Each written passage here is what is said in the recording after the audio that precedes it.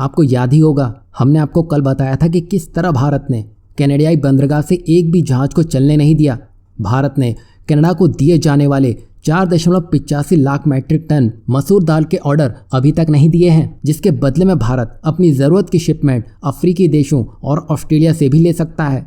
जो हाल कनाडा का हाल ही में हुआ है, वैसा ही कुछ भारत चीन का करने जा रहा है। आप जानते ही होंगे, हाल ही में भारत की तरफ से एक मिसाइल का परीक्षण किया जाना था, तो भारत ने एक नोटम जारी किया था।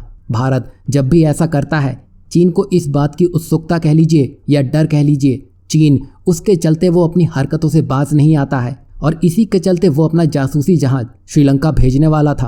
पर श्रीलंका ने तब इसका विरोध किया था। पर अब ये खबर सामने आ रही है कि चीन का जासूसी जहाज शिनयन 6 श्रीलंका पोर्ट पर लंगर डाल चुका है। आपको बता दें कि ये वही श्रीलंका है जहां भारत ने इसके बुरे वक्त में इसकी बड़ी मदद की थी। वहीं भारत से ही सबसे ज़्यादा टूरिस्ट श्रीलंका जाते हैं और जो श्रीलंकाई अर्थव्यवस्था चलाए रखने के लिए बड़ी भूमिका निभाते हैं।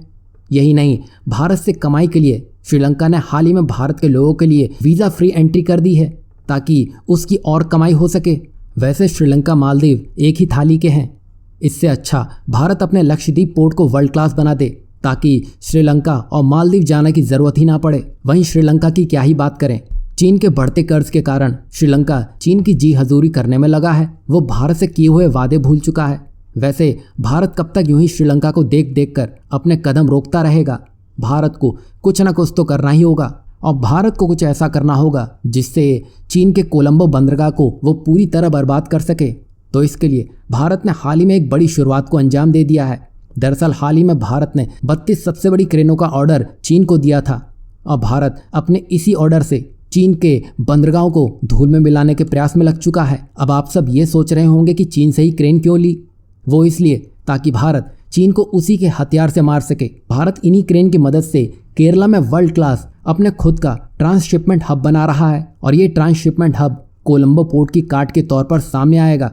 और आपकी जानकारी के लिए बता दें कि भारत ने अब तक ऐसा कोई भी एक्शन नहीं लिया था। भारत अब तक चीन को रोकने में अपना समय व्यर्थ करता आया है और चीन अपने मकसद तक पहुंच गया है, जिसको लेकर अब भारत देश में ही ट्रांसशिपमेंट हब की शुरुआत कर चुका है। ये भारत को इंटरनेशनल ट्रेड में मेन स्पॉट पर लाकर रख देगा। सरल शब्दों में समझें तो जितनी बड़ी शिप होती है उसकी लॉजिस्टिक कॉस्ट उतनी ही कम होती है, इसलिए ज़्यादातर इंटरनेशनल ट्रेड के लिए बड़े शिप्स का इस्तेमाल किया जाता है और इन बड़ी शिप्स को मदर शिप्स कहते हैं। बात करें भारत की तो भारत के पास 13 मेजर पोर्ट्स हैं, लेकिन किसी में भी ये मदर शिप आ जा नहीं सकती है। इससे ये होता है कि जो शिप चाइना से इंडिया आनी होती है वो डायरेक्टली इंडिया नहीं आती है, वो सिंगापुर पोर्ट या श्रीलंका के कोलंबो पोर्ट में आती है और फिर उनमें सामान छोटी शिप में डाला जाता है और फिर वो छोटी शिप भारत के किसी पोर्ट में आती है, जिससे हमारी लॉजिस्टिक कॉस्ट बढ़ती है और हमारे इंपोर्ट महंगे होते हैं। इससे आप समझ गए होंगे, ये नया पोर्ट भारत के लिए किसी गेम चेंजर से कम नहीं होगा और भारत इसकी मदद से चीन के इंटरनेशनल ट्रेड डोमिनेंस को आसानी से काउंटर कर सकेगा। और शायद चीन ये खुद नहीं जानता था कि उसने कितनी बड़ी भूल कर दी है। तो यहाँ भारत चीन के हथियार से ही चीन को धराशाही करने वाला है।